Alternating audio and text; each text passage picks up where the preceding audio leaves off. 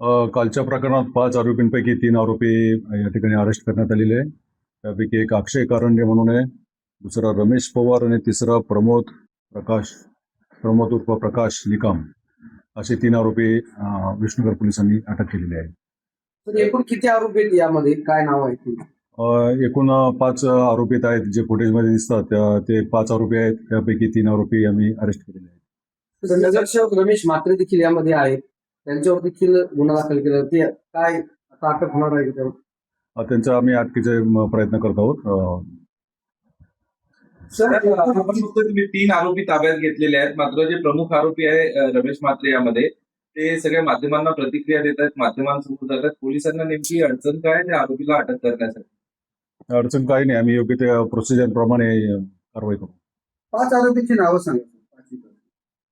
याच्यामध्ये एक महिला आरोपी आहे, दुसरे स्थानिक नगरसेवक रमेश म्हात्रे आहेत, अक्षय कारंडे जो आता अटक केलेला आहे, रमेश पवार आणि प्रमोद निकम हे दोघं म्हणजे 3 आरोपी आम्ही अटक केलेले आहे. 3 आरोपीला अटक केलेल्या, अजून 2 आरोपीला आपण का अटक करत नाही? अटकेचं आम्ही प्रोसिजर करतोय. सर, या संपूर्ण प्रकरणात रमेश म्हात्रे यांना पोलीस संरक्षक आहे, त्या ठिकाणी तो होता. त्यांनी आपली प्रक्रिया त्यांनी फॉलो केली का कंट्रोल? नाही, त्याबाबत पण आम्ही योग्य ती चौकशी करू आणि त्या अनुषंगाने पुढील कारवाई करू. सुरक्षा रक्षकाला पकडून ठेवला होता त्याच्यावर.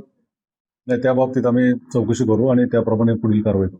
सर, नेमकं मारहाणीचं कारण काय? काय नेमकं तक्रार देण्यात आली आणि पुढे? नाही, या गुन्ह्यातले फिर्यादी डॉक्टर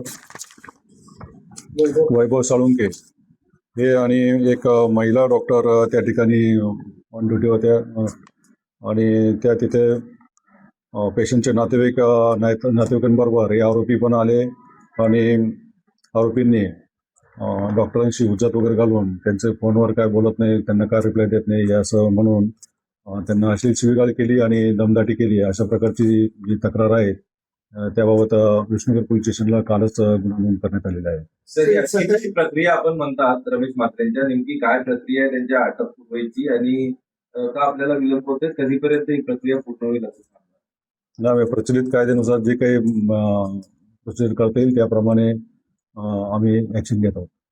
सर, त्यांना गुन्हा दाखल होताना आधी भारतात लुटून गेले, त्यानंतर ती तक्रार दाखल केलेली नाही. आता FIR झाल्यानंतर देखील ते पत्रकार परिषद घेतात, ते बाजूला थांबले.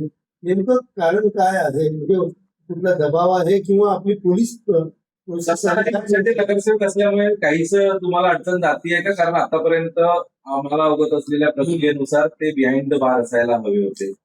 नाही, याच्यावर कोणाचं प्रेशर नाही आहे आणि फिर्यादी यांना आरोपींनी धमकी दिली होती आणि त्यांची मानसिक स्थिती जरा बिघडली होती. त्यानंतर त्यांनी हा गुन्हा काल नोंद केलेला आहे आणि जे काही नियमानुसार होईल त्याप्रमाणे आम्ही तपास करत आहोत. महाराष्ट्रातील सर्व बातम्यांचे विश्वासार्ह व्यासपीठ, सकाळच्या सर्व सोशल मीडिया प्लॅटफॉर्मला लाईक, फॉलो आणि सबस्क्राईब करा. तसंच सर्व नोटिफिकेशनसाठी बेल आयकॉन प्रेस करायला विसरू नका.